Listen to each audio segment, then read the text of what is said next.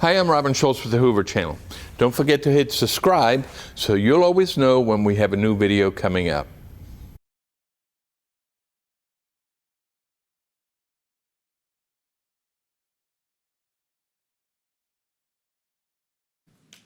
Yeah. Okay. Ms. Schultz, you still have the floor. That's all I have for right now. Who's next?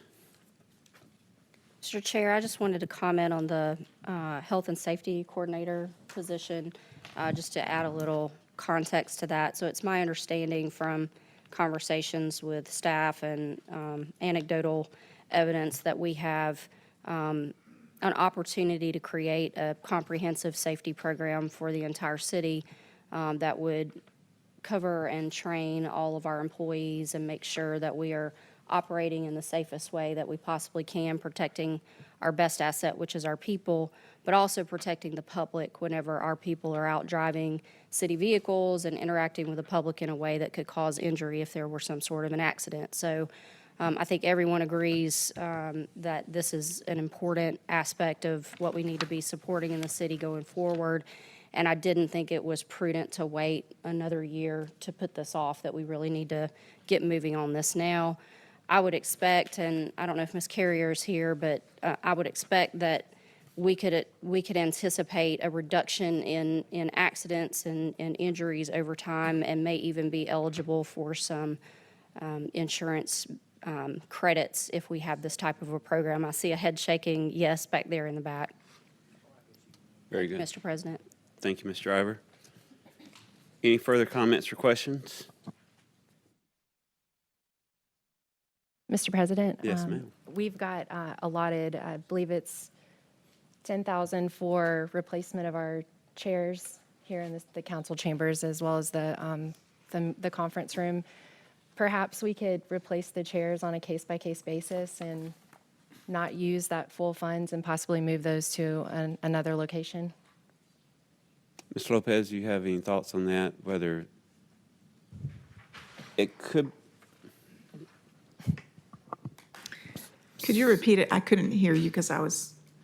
So in the budget, there's a proposed $10,000 for chairs for the chamber and the conference room. Perhaps we could purchase chairs on a case-by-case basis versus all at once to potentially move some funds to another location that could use those funds?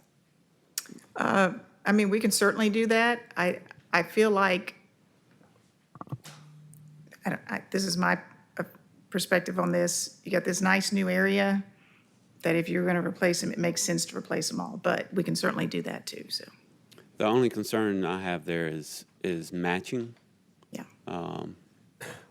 Office furniture kind of renews itself every so often, so you may not be able to find the exact match. But, I mean, I'm perfectly okay with the chair I'm sitting in right now, so. Mr. President, maybe not a conference room, but we need to replace some of these chairs because I'm tired of having to. I might have to bring my tools in a minute. Yeah. Well, I always make sure Mr. Murphy has a low chair, so that's why I'm okay with mine, so. Horrible.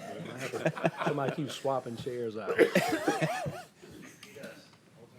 I used to do it to Mr. McClinton too, so nothing changes. Some of us who are shorter in stature do struggle to see over the dais a little bit at times. So. I don't have that problem, unfortunately.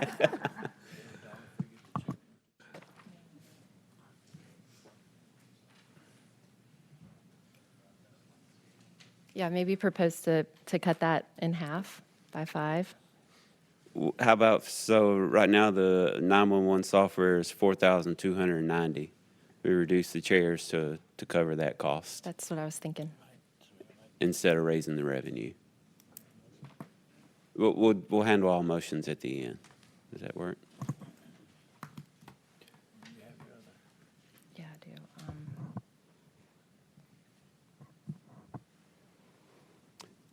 Ms. Lovell, you still have the floor. Any more questions? Mr. President, I do have a question about the city planning, the trail identification and professional services design work for $20,000. Can we speak to that in a little bit more detail?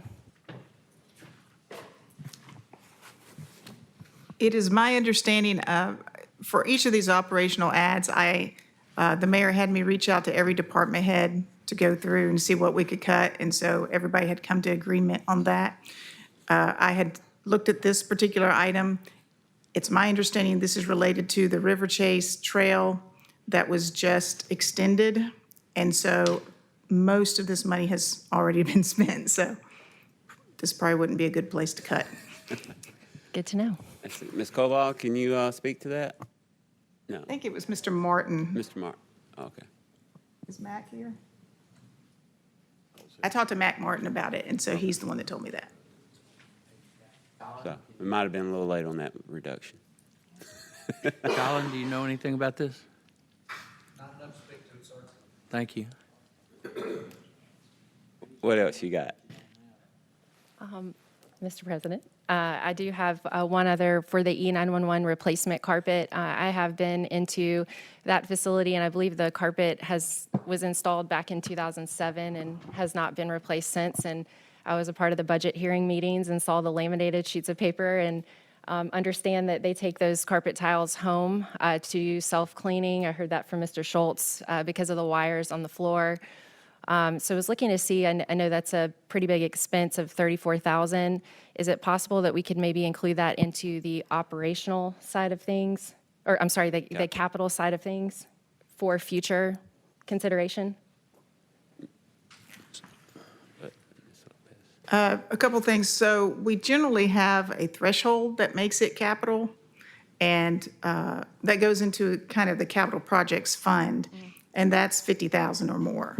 That's just kind of a policy, keeps things in order. In addition, I think the capital threshold, because it's a replacement, it's considered repair and maintenance, which is more of an operating, since it's below that amount. We can certainly go against that kind of procedure policy. It's not something I would recommend. I like to kind of keep things in order, but certainly I'm open to anything that y'all suggest. So I did notice that there was another request for carpet for the courts. Is that something that those two things could be combined as one?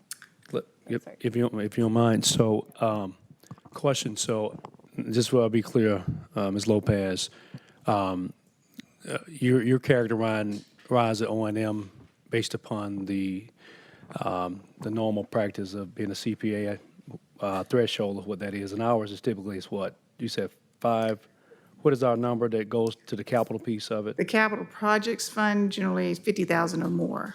So, just so I'll be clear, this budget is about O&M, and we're going to tackle what, first quarter, all capital outlay? To your point, Ms. Lovell, the courts need a couple different things, not just the carpet piece of it, and that's going to be and matter of fact, money's already earmarked for the last 3-4 years, but we're going to talk about that. What is January? Mm-hmm. January. January, everything with capital-related items when it relates to the courts.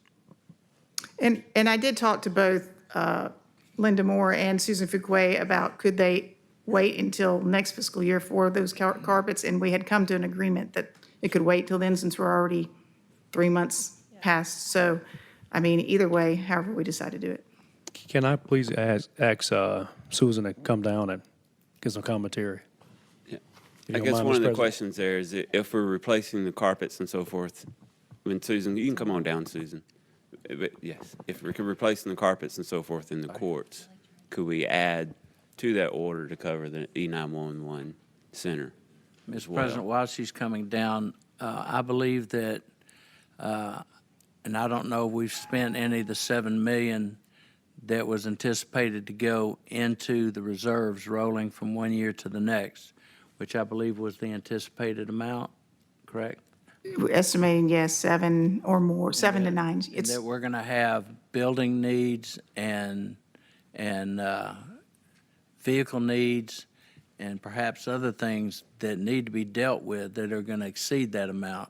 I haven't seen the capital budget request yet, and I don't know whether any of you have.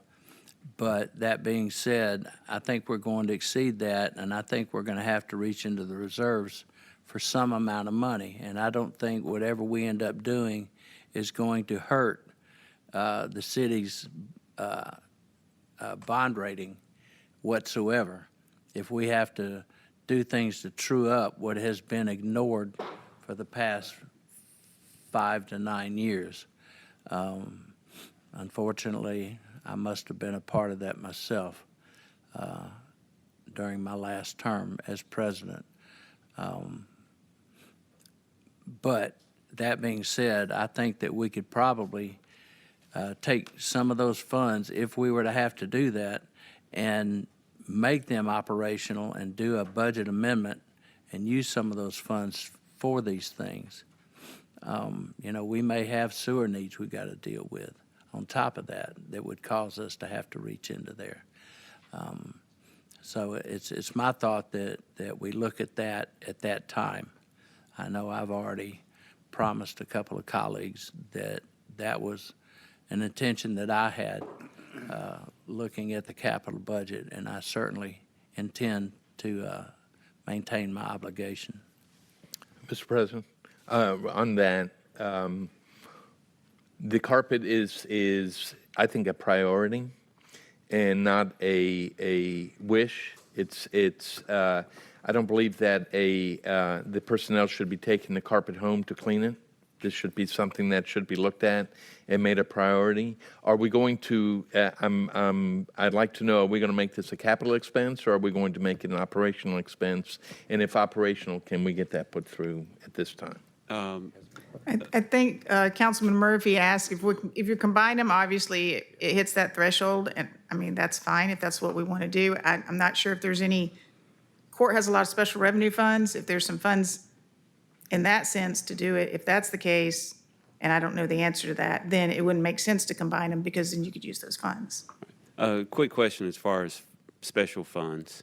Have we spent all of our opioid settlement funds, and would this being 911, would that be permissible out of that fund? If not, there's also a state building maintenance fund that we have. Would either one of those funds be usable for this expense? I'm not sure of what limitation the opioid funds have. You know, initially, about the only thing you could use opioid funds for were the pens or some literature. But that's been greatly expanded now. And I think that anything that you can relate that it would help with the opioid crisis, and certainly you were talking about the E911, not carpets, but yeah, I think you could do that. Johnny, you got a different thought? That would be excellent. Okay, that's our opinion. So, Mr. Murphy? yeah, Mr. President, I'll be supportive of $4,000. I mean, 30,000. it's 30? 30,000. Yeah, I'll be supportive of that. Well, Mr. whatever. Mayor. Average. I'll be Let's supportive hear of from that. the courts real quick. Is that okay? This, excuse me, this carpet is like 2007. We've had it cleaned several times. And of course, the people that we deal with come in, obviously, with the work shoes, everything that comes in, and we've had it, and it just keeps on. And of course, we would have to not replace it with carpet. We would have to put something that you can just clean. Now, I put it, when I was putting it in, I put it in regular as far as our operating budget. And of course, they put it, as finance put it in, the other budget. You know, I had nothing to do and didn't know how it was going to be put in as far as where it's selected in. Now, as far as funding, there is a fund, and of course, Ms. Lopez knows, and I understand with capital, there's a cap is $50,000. This right here, that is included, all of this, and is a little bit less, I believe, than I think we have 20,000, because we included with court referral their carpet in their area there, and with the safe room in the public safety area over there. But in the courtroom is a little less than 20,000. We do have a judicial administration fund that judicial administration fund is for specifically because I went through legislation and had that fund, basically that law adopted, that can be used strictly by the court. The judge and the clerk can use that fund strictly for the court for operation purposes. Anything to do for the court. Now, I don't know exactly how much we have in that fund, and I apologize at this point. But I don't know exactly how the council or whatever wants to place this money in that fund. But that carpet needs to be replaced.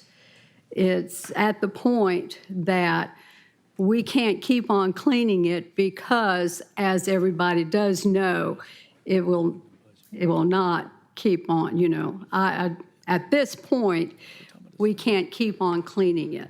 Mr. President, just so I'll be clear, are we talking about the same carpet so I can make sure we can move past? We talking about the same location? So we're talking about two different locations, right? So we're talking about the courts and the 911. And then No, this is court. I'm talking about court only. Gotcha. So what's in the budget, so I'll be clear on carpet? 22 for the courts and 34, right? That was request, but neither have been funded. Correct, okay. Okay, that was the request for both, but not have been funded. The only question I would have from a procurement standpoint, and city attorney answered, that's in the same building. So at what point, how close is that to one another that you cannot split them? You're going to replace them both at the same time? Yeah, yes. Then you're going to have to bid it. Yeah, so you got to bid it. So we got to be careful with that from a bid law standpoint.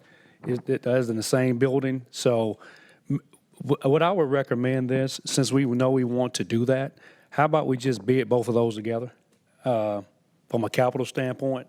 Because the capital piece may take a lengthy piece of time to go through every single department and also the rank to see what's more urgent than the next. We may be all the way in second, third quarter with capital. I'm just throwing that out there. But if it's an urgent need, how about we just make that a capital outlay, knowing we want to do that, combine both together, and we're going to get better prices too when you have people bidding on them.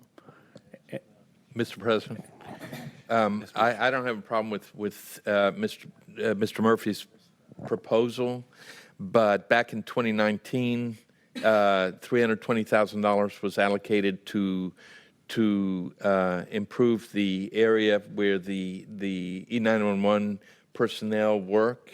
That has never been completed. So if we can have a commitment that this carpet will be addressed, that would be. Yeah, and I'll support it. I just want to make sure we're clear about bid law purposes. Since we have publicly stated we need to do both, now we're not in the position where we can split bids as a legal issue now. So let's capitalize both of them and go from there and be done with it and bid them. Maybe, so courts is 20-something, 22. E911 is 32 or 34? 34. So that breaks, Point of reference, that includes the Emergency Operations Center upstairs as well, not just the okay. 911 floor. So that breaks the $50,000 threshold. I think they, $50,000, correct me if I'm wrong, $50,000 related to the capital outlay internal processes. State bid law is $100,000. They moved it 2 years ago. I think I'm correct. Yeah. But if we took this as a one project area, that Yeah. could qualify for a capital expense. Correct, Ms. Lopez? May See I any ask, issues with that? let me ask Melinda a question? If they wanted to do that now, could they amend the existing capital budget, which carries over from 2025? Or would they need to wait until they adopt the new budget for 2026? They could do it either way, and it's, so you're talking about, yeah, because we're not doing the capital budget probably till, hopefully, maybe by the end of January. So I guess the question becomes, or we can do it like we did with the 27 vehicles and go ahead and count that in this one. So either way you want to do it. So I think we're all supportive of getting there. It's how we get there is what we're questioning.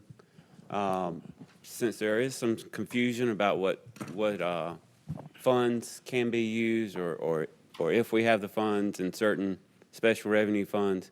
Can I just make this suggestion, that we hold off on this particular amendment until we discuss the capital funds in January?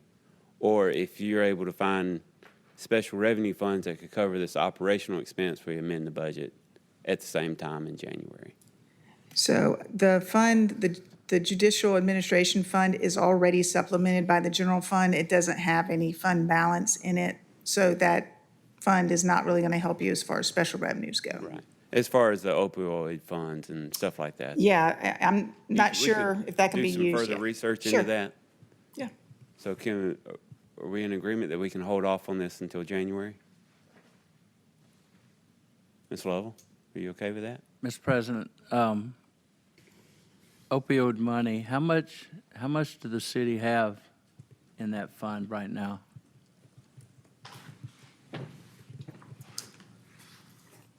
I think we have, according to our sheet, we estimate probably over 1.8 million at the end of Okay. 2025. Question I have, Mr. Attorney, is can we use some of that money legally?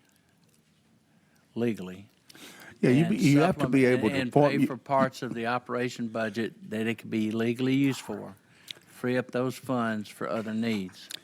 If the opioid money can be spent for any purpose for which you can formulate a reason that it has some relationship to fighting or combating the opioid problem. Well, I'm thinking So- fire department, police department.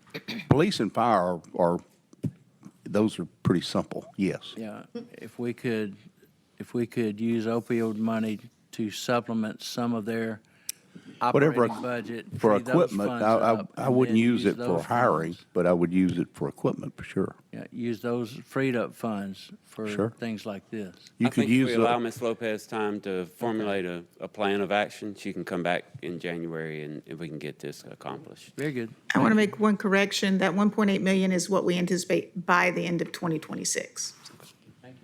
Thank you. Do you have anything else? Yeah, just the simple commitment that we'll review it when the time comes is what I'm looking for. Yeah. Yep, that's right. I think that's all I have Is at that this all? time. Okay. Anybody else? Just one more final comment. There is a 1% COLA for our employees. I realize that many of our employees may feel a little disappointed in that number. I think many of us have advocated a minimum of 2% throughout the years so that we maintain our employer of choice salary schedule, and you don't always have to, every 10 years, come back and vastly increase that to maintain that status.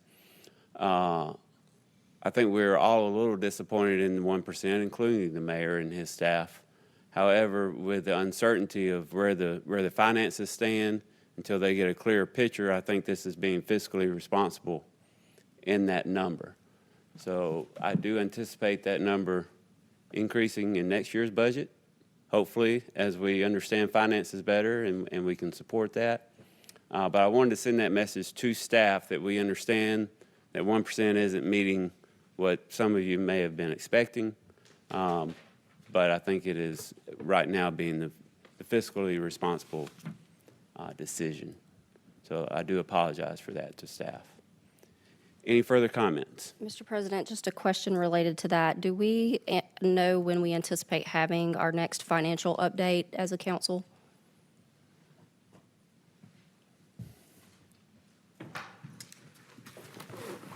I know, is Robert in here? I think he may have sent something recently. Is that correct? Yeah, I sent 9:30. So he sent an estimate at the end of September 30th for the fiscal '25. Obviously, we anticipate probably in the next month, starting our audit process. We hope to have a kind of more definitive number before we come up with our capital plan for how we're going to end fiscal '25, before you approve that budget. So sometime before the end of January, we would expect to hope. have that. Okay. Thank you. there any questions from the public? Yes, sir. Come on down, please. John Anson, 901 T-Berry Lane, Hoover. I got kind of interested in the finances when the Kroll report came out. And I'm a retired accountant, not in government accounting. And I realized the Kroll report isn't directly related to this, but it got me interested. And then when I looked at the budget for 2025 that was out there, I guess since last February, I mean, it had a bunch of numbers, and of course, I was trying to get it in Excel, and that didn't happen. But all that to say is, well, first, let me comment that Ms. Lopez and I have had a few conversations. I do like this comparative way she's done this, because I kept thinking, well, what was last year? What's this, you know? I mean, I'm used to that, but I guess the other thing I want to bring up is when I did budgets, I was used to seeing a balance sheet. Now I realize fund accounting is a lot different than what I'm used to. So here you're looking at income, expenses, and capital. And I've expressed concerns to Ms. Lopez that I hope after the audit is done, that you look at funding for OPEB, retirement. In 2019, I think you adopted Tier 1 benefits for Tier 2. So essentially, everybody's Tier 1 on retirement. Can you sustain that long term? It goes back to the raise, the 1%. Do you factor in step raises in that? I never had a step raise. Now, I realize I'm probably in the minority here, but just think about that from the taxpayer's point of view. But mainly, when you do the audit, look at the liabilities and the funding, because I think that's where you're going to have some challenges. I've expressed that to a couple of you. And I realize until you close fiscal year 25 and get it audited, you won't really know where you are. But like even in one of the notes to the last audit, there was an error. It said OPB age 62. Well, that wasn't true because that was changed. Oops, excuse me. So that was a little disappointing to see some notes that were wrong that got past everybody. And so anyway, I think that's all I have to say, but I appreciate Ms. Lopez, and I know you're delighted to have her as I am as a taxpayer, and I know she's probably enjoying her retirement or deferred again, but thank you so much. Thank you, Mr. Anson. Mr. Smith, you prepared to make a motion? Well, I think we're waiting to have an amendment vote on the 911 software. Mr. Schultz, you want to make the motion on the amendment? Reduction. Yeah, I make a motion to amend the budget to include the Aldeck 911 software for $4,290. All right, and then we have a second amendment from Ms. Lovell. And Amendment to reduce the 10,000 allotted for council chairs and conference chairs to $5,000. All right, so now, And then move that difference to fund the software. and so we will need a second for those. Second. I have a motion and a second. Ms. Lopez? I was just going to say, can we make it the 4,290 so it's a wash? Okay.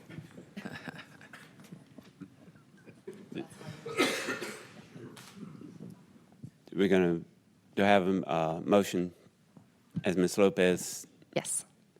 so moved? To Do I have a second? Second. Okay. All in favor of the amendment, say aye. Aye. Those opposed, the amendment is included in the budget. So now I will take a motion for the budget. And these are both amendments, correct? Correct. All right. I would make a motion to accept Resolution 8709-25 as amended.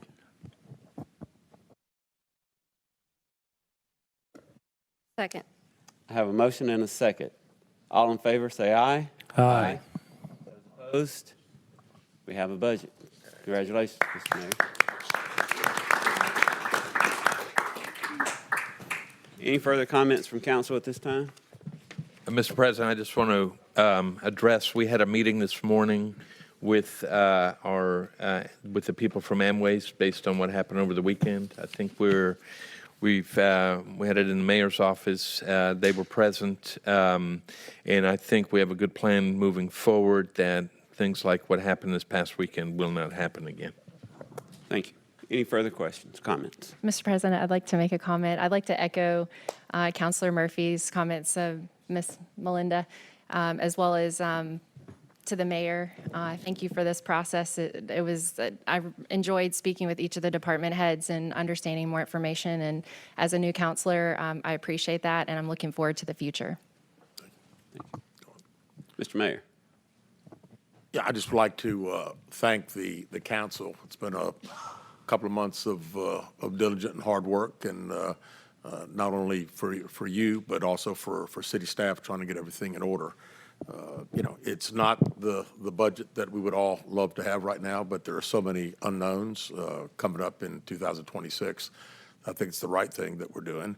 And again, want to say thanks again to Robert Yeager for coming back and helping us for the last 90 days.